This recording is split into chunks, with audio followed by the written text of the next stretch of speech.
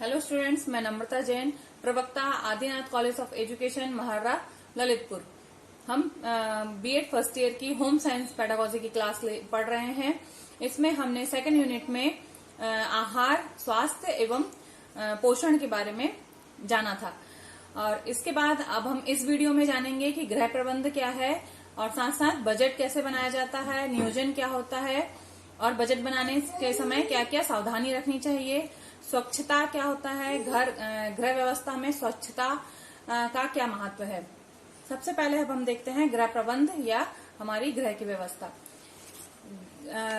गृह यानी कि हम घर में रहकर अपने परिवार के लक्ष्यों की पूर्ति के लिए उनकी प्रत्येक सदस्यों की आवश्यकताओं की पूर्ति करने के लिए और साथ साथ आवश्यक निर्णय लेने के लिए, परिवार संबंधित जितने भी आवश्यक जरूरी निर्णय हैं उनको लेने के लिए और साथ साथ परिवार की सभी गतिविधियों को आयोजित करने के लिए हमें गृह की व्यवस्था करनी होती है या गृह प्रबंध करना होता है। इसके गृह प्रबंध के अंतर्गत हम सबसे पहले नियोजन आता है। नियोजन मतलब हम किसी भी कार्य को करने से पहले हमें नियोजन करना बहुत ज्यादा जरूरी है। अगर हम पूर्व से प्लानिंग नहीं करेंगे तो हम किसी भी कार्य को सही से क्रियान्वित नहीं कर पाएंगे। और नियोजन के साथ साथ फिर हमारा आता है क्रियान्वयन करना, यानी कि किसी भी कार्य को उसके लक्ष्य तक पहुंचाना। फिर उस क्रिया के दौरान हमें कुछ कार्यों के लिए या किसी नियमों के अनुसार उस कार्य को करना पड़ता है, तो ये कहलाता है हमारा नियंत्रण, यानी कि नियंत्रण भी जरूरी है। तो नियोजन के साथ साथ हो गया हमारा क्रियान्वयन, क्रियान्वयन के बाद आ जाता है हमारा नियंत्रण, नियंत्रण के बाद आ जाता है हमारा नियंत्रण के साथ साथ हमारा आ जाता है मूल्यांकन, यानी कि हम अगर क्या उचित है, क्या सही है, क्या गलत है, इस चीज का निर्णय लेने के साथ ही हम किसी कार्य को कर सकते हैं। और ये मूल्यांकन होने के बाद हमें प्राप्त होता है पृष्ठभूमि, पृष्ठपोषण, यानी कि हमको क्या हमने अपना लक्ष्य को निर्धारित किया है, क्या हमने एक प्लानिंग जो की थी उसमें हम सफल हुए हैं। तो ये सारी जो व्यवस्थाएं चलती है उस क्रम को ही हम गृह प्रबंध कह सकते हैं।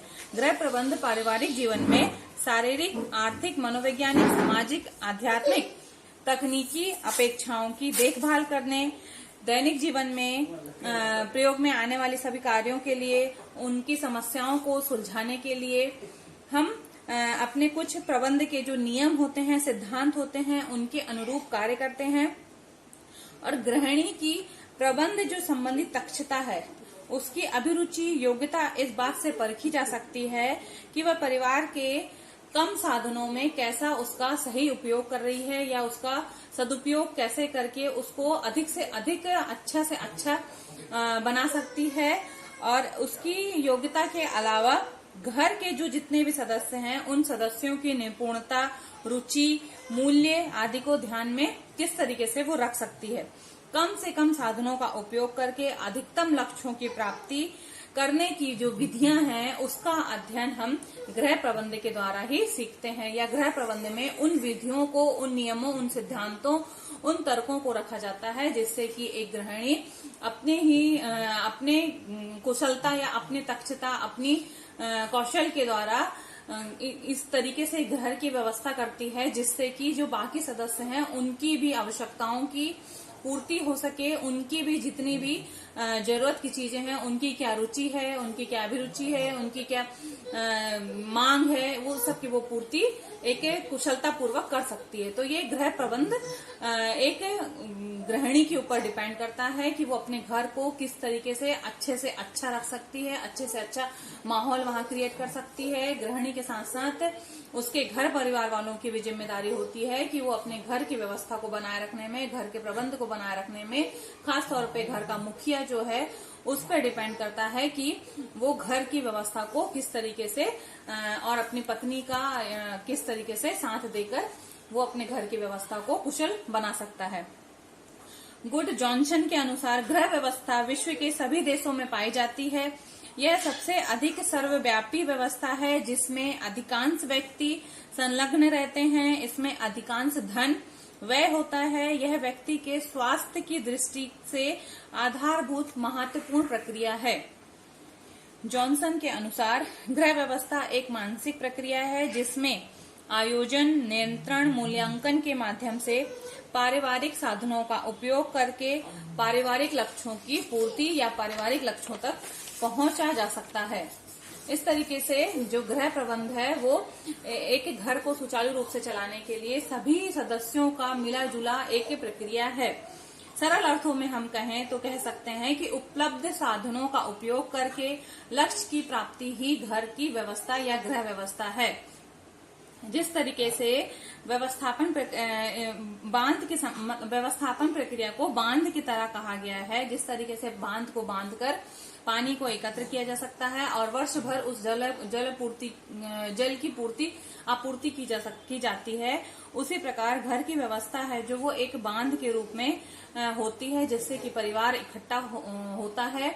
और जो घर की व्यवस्था ही अगर खराब होगी तो वो परिवार को बिखरने में समय नहीं लगता। इसीलिए जो घर की व्यवस्था है, यानी कि पैसे से संबंधित आर्थिक जो प्रबंध करना है, आर्थिक क्या कैसी हिसाब से प्लानिंग करना है, क्या फ्यूचर के लिए रखना है, क्या बच्चों के लिए व्यवस्थित करना है, किस हिसाब से उनको पढ़ाना है, क्या लिखाना है, इस हिसाब से जो सारी प्लानिंग की जाती है वो सारी हमारी जो है वो गृह प्रबंध में आती है।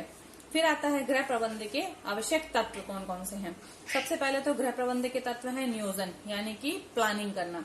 अगर हम छोटी सी राशन की दुकान भी जाते हैं तो हम उसमें भी पहले एक लिस्टिंग लेके जाते हैं, ताकि हमारी जो आय है या जो हमारे पैसे का अर्थव्यवस्था है वो हमारी बिगड़े ना।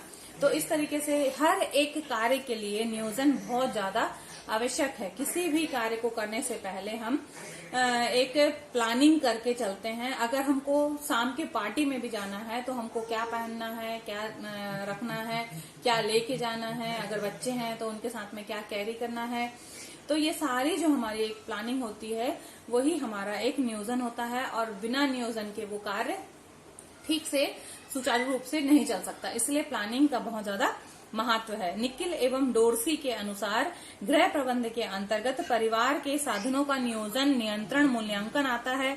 इसके द्वारा पारिवारिक उद्देश्यों की पूर्ति नहीं, इनके बिना पारिवारिक उद्देश्यों की पूर्ति नहीं की जा सकती। तो नियोजन क्या हुआ? सबसे पहला चरण है नियोजन। जीवन के प्रत्येक क्षेत्र में नियोजन जरूरी है। किसी भी कार्य को करने से पहले पूर्व की जो तैयारी होती है वही नियोजन कहलाता है। निखिल और डोरसी के अनुसार इच्छित लक्ष्य तक पहुंचने के विभिन्न संभावित मार्गों के संबंध में सोचना या कल्पना में प्रत्येक योजना के पूर्ण होने तक की इच्छा का अनुगमन करना, सर्वाधिक आशावादी योजना का चुनाव करना ही नियोजन है। यानी कि हमने एक कल्पना बना ली या एक उसका पूरा एक स्ट्रक्चर बना लिया कि हमको ऐसी ऐसी चीजें करनी है। अगर एक घर भी बनाते हैं तो हम घर बनाने से पहले पूरा एक नक्शा बनाते हैं, कहाँ से हमको पैसे इकट्ठे करना है, कहाँ से हमको बैंक का लोन लेना है, क्या क्या फॉर्मेलिटीज करनी है, हम कहाँ से उसमें आय के साधन रख सकते हैं, कहाँ से मटेरियल खरीद सकते हैं, कौन सा मटेरियल अच्छा है। तो ये सारी चीजों की एक जो प्लानिंग होती है वही हमारा नियोजन कहलाता है, ताकि वो नियोजन भविष्य की कल्पना के लिए, अच्छे भविष्य के लिए सबसे ज्यादा जरूरी होता है। इस प्रकार भविष्य के कार्यक्रम को निश्चित कर लेने से ये कार्य है जो वो सरल हो जाते हैं और निर्धारित लक्ष्य को प्राप्त करना भी संभव हो जाता है। नियोजन की प्रक्रिया के अंतर्गत चिंतन शक्ति, स्मरण शक्ति, अवलोकन, तर्क शक्ति व कल्पना शक्ति आदि का प्रयोग किया जाता है। नियोजन निरंतर चलने वाली प्रक्रिया है। एक कार्य के पूर्ण होने के बाद हम दूसरे कार्य के लिए अपना जो प्री प्लानिंग है वो शुरू कर देते हैं। और नियोजन की विशेषता है कि पूर्वानुमान लगाना, यानी कि हम किसी भी समस्या से निपटने के लिए पहले से जो उसका निकटतम पूर्वानुमान लगा लेते हैं, जिससे कि हमें सफलता मिलने में आसानी हो जाती है। नियोजन की विशेषता है कि नियोजन लचीलापन होना चाहिए, यानी कि हम जो जिस भी चीज की हम प्लानिंग करेंगे उसमें हमारी फ्लेक्सिबिलिटी होनी चाहिए, जिससे कि हम समय के अनुसार उसमें परिवर्तन कर सकें और उसको बेहतर से बेहतर बना सकें।